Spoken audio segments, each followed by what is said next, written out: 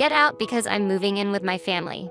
Jeff pointed at us and loudly declared while my in-laws were giving instructions to the movers. His face twisted maliciously, and I couldn't help but show my disgust.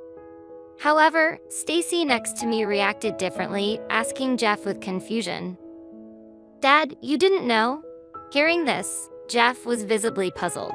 Stacy seemed so flustered that not only Jeff but also his mother and father stopped what they were doing and looked over at us.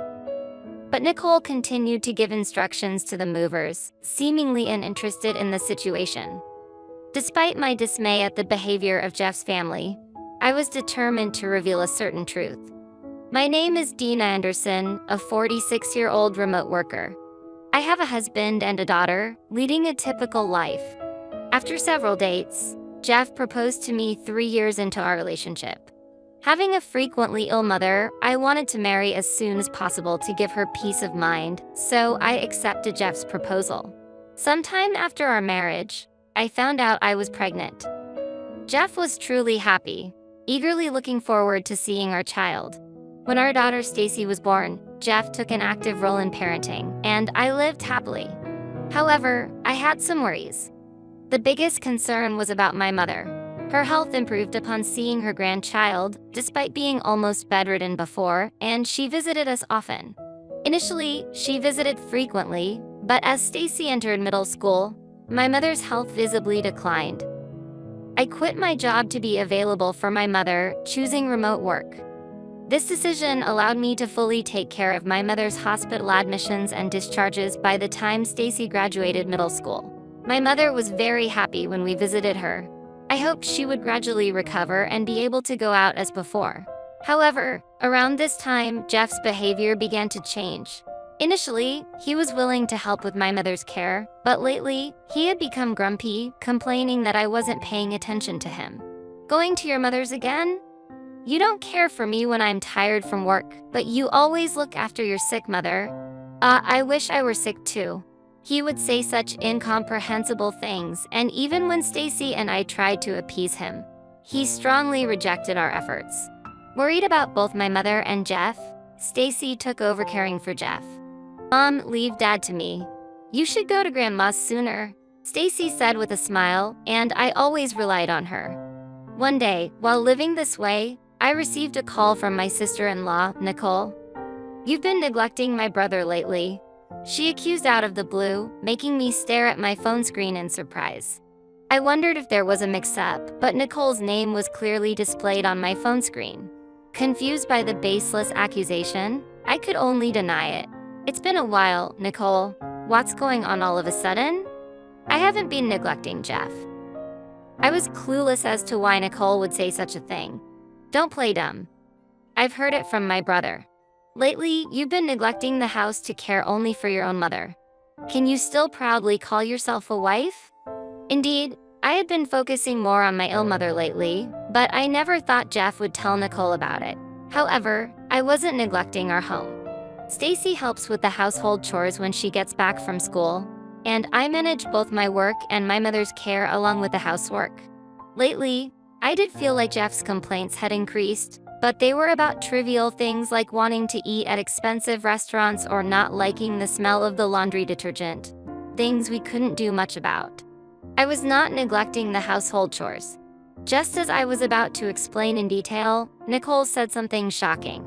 "Unfortunately, this has reached our parents too. Someday, our angry mother might come to scold you." Leaving me with those irrational words, Nicole hung up immediately. Surprised by the unexpected turn of events, I was speechless until Stacy spoke to me. "Mom, I'm home." "What happened? You look stunned." Regaining my composure, I told Stacy, who had just returned from school, about the conversation. Stacy, too, was shocked and incredulous, sighing in disbelief. "Hey, Mom, there's something I've been thinking about for a while. Can I talk to you about it?" Nervously, I nodded to Stacy's serious request. Listening to Stacy's concerns made me feel truly disheartened. During a period filled with Jeff's nonsensical complaints and Nicole's harassing calls, my in-laws finally took action. One day, after visiting my mother, I came home to find my mother-in-law cooking in the kitchen. Entering the living room, I was so surprised that I dropped my things and just stood there, staring at her. Noticing me, my mother-in-law frowned and approached. "Oh, you're back. How's your mother?" "Well, have a seat anyway." Feeling her irritation, I had no choice but to follow her past me to our living room sofa, where I received a lengthy lecture. Initially, she scolded me for my attitude towards Jeff and berated me for neglecting my household duties and making my husband do chores. However, I noticed some inconsistencies in her lecture and corrected her. "Mother, there are some misunderstandings. I have never made Jeff do the household chores. In fact, Jeff hardly helps at all. Embarrassingly, it's Stacy who helps me out." Hearing this, my mother-in-law suddenly stood up, pointed at me, and started shouting. "Do you think that lie will work on me? Are you saying that child is lying to me? What a terrible daughter-in-law. That's enough." With her face red with anger, she stormed out, leaving the stove on and everything behind like a tempest. I hurried to turn off the stove so I couldn't chase after my mother-in-law. That day, Jeff was in a strangely good mood, almost unnervingly generous. He kept cutting me off every time I tried to start a conversation. Stacy also seemed puzzled by this, so we decided to stay silent and watch the situation for now, not wanting to upset Jeff. For a few days, Jeff continued to be in a good mood without any issues. Thanks to that, I was able to take care of my mother without feeling uneasy. However, a few days later, my mother quietly passed away.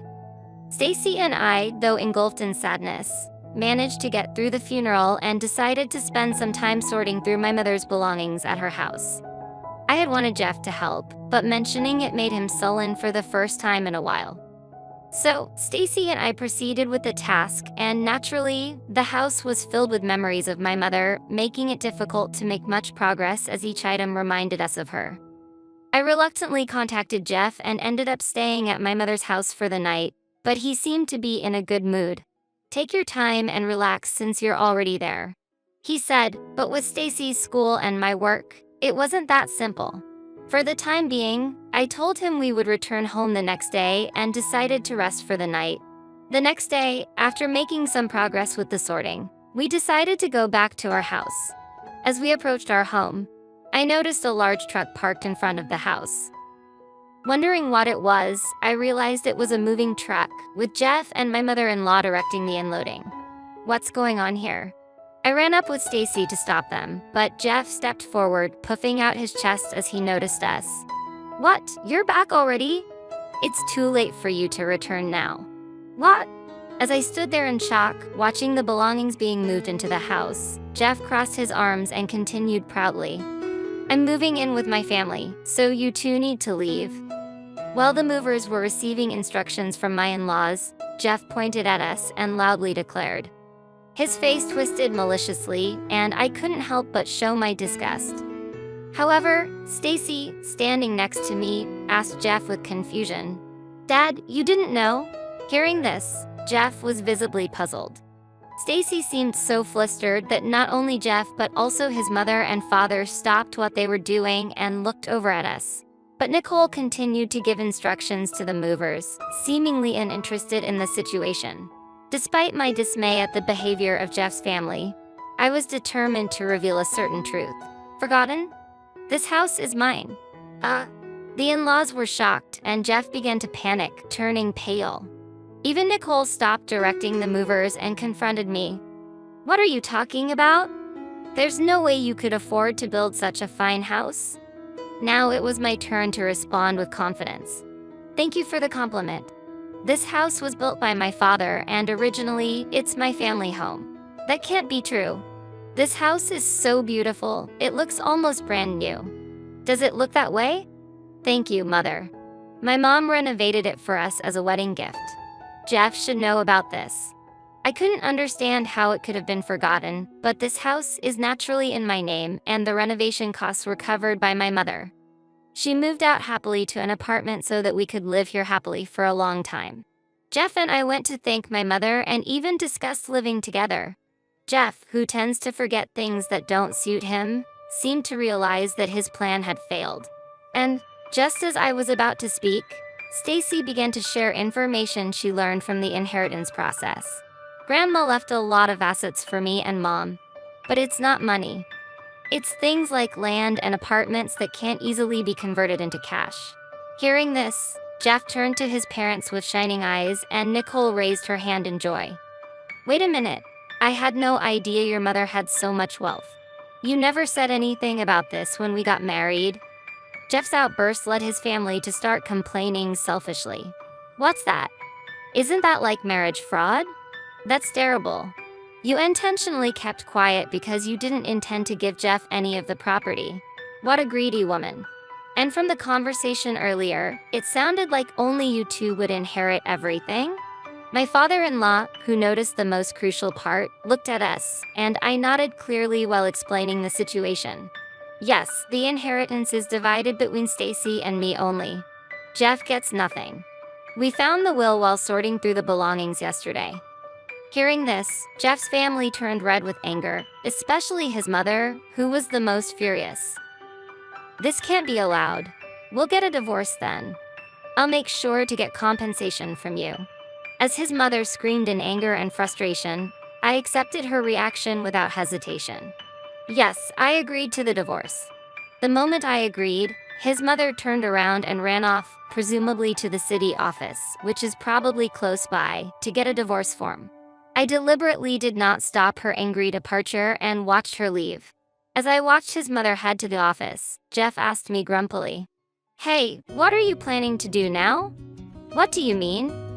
Are you talking about the divorce or where you will live?" "Both."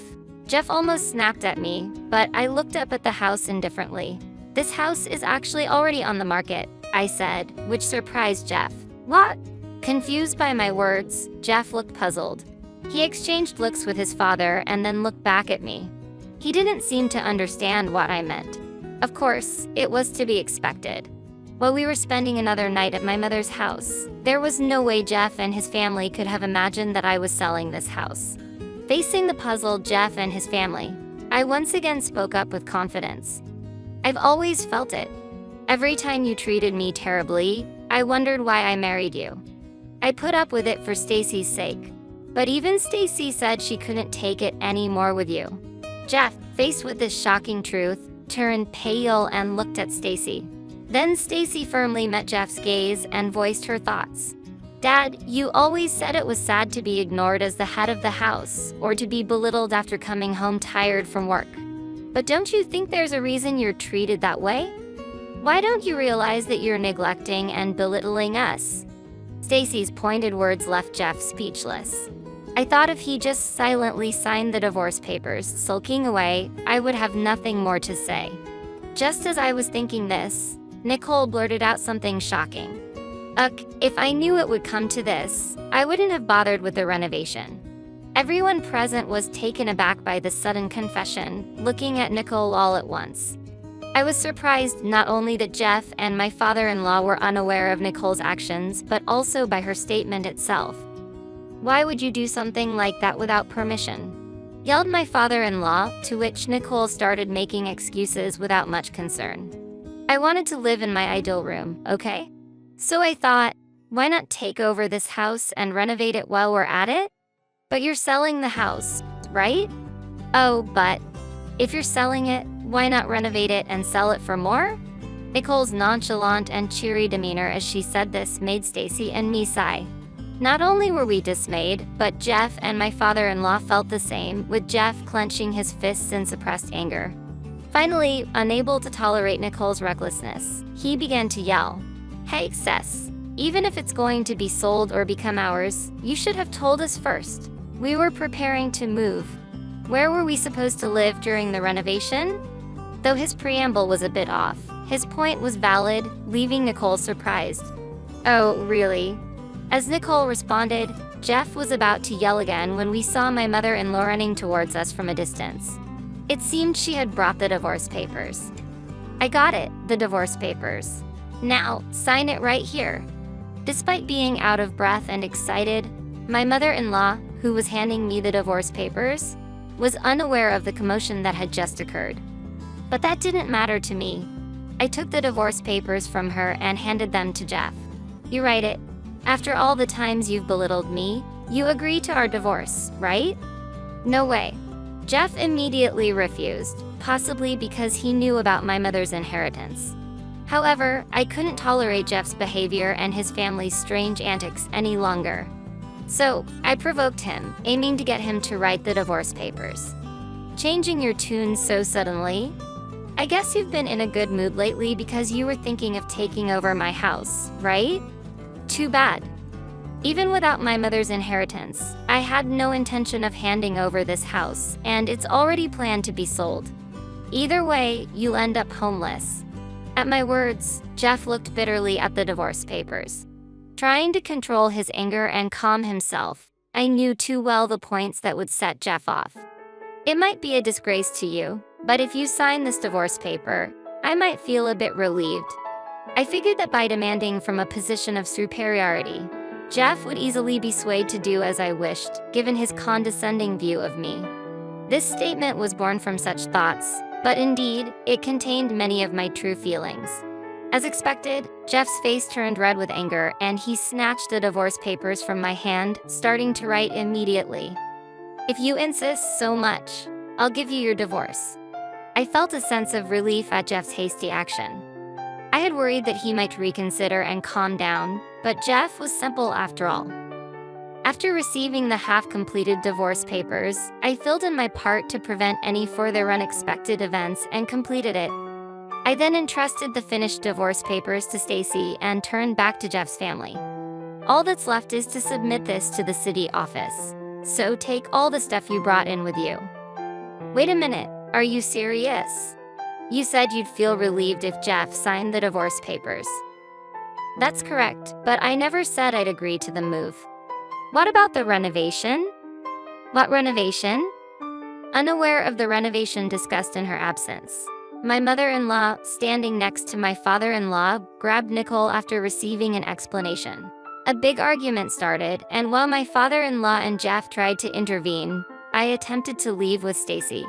However, Jeff and Nicole, determined not to let us escape, grabbed at us, but the movers, who had been watching the situation with dismay, stepped in to mediate. Amid the chaos, we heard the sound of police sirens. Protected by the movers, I looked around and noticed neighbors gathered, drawn by the noise. Seeing a police car approaching with its red lights flashing, someone from the neighborhood must have called them, and we felt relieved. But that relief was short-lived as Jeff's entire family seemed about to attack us. Just in time, the police intervened and we were safe. Despite being stopped by the police, Jeff's family's commotion didn't cease, and another officer had to escort us into a police car to calm the situation.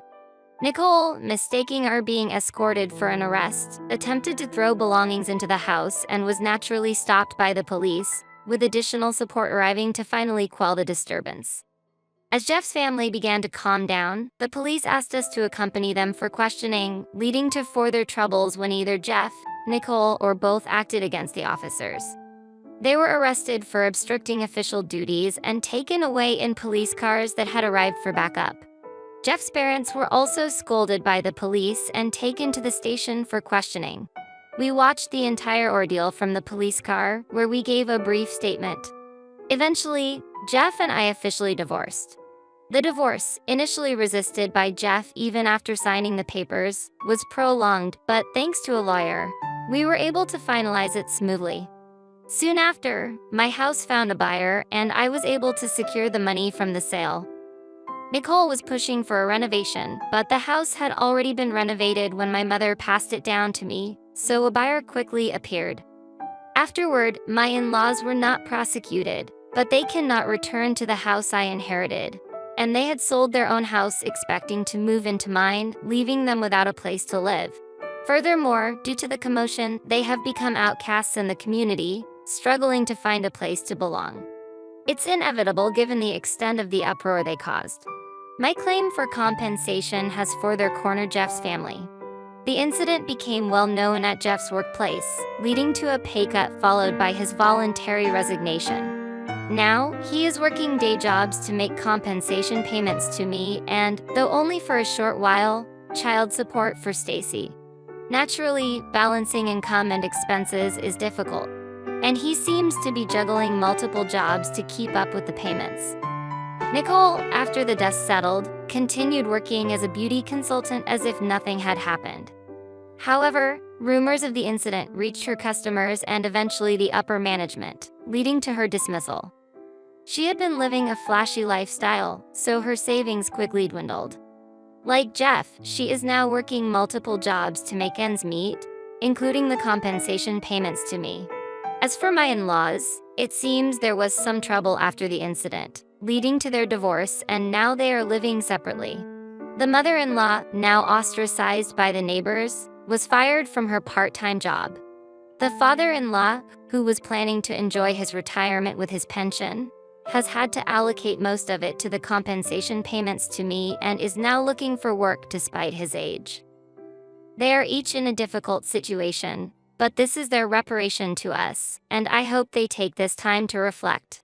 On the other hand, Stacy and I have moved to a new house, so even if Jeff's family tries to approach Stacy's school, it's no issue since she has already transferred. Continuing my work from home and thinking about spending peaceful days ahead with Stacy naturally brings a smile to my face. Feeling liberated from our past troubles, I plan to live happily with Stacy, just the two of us,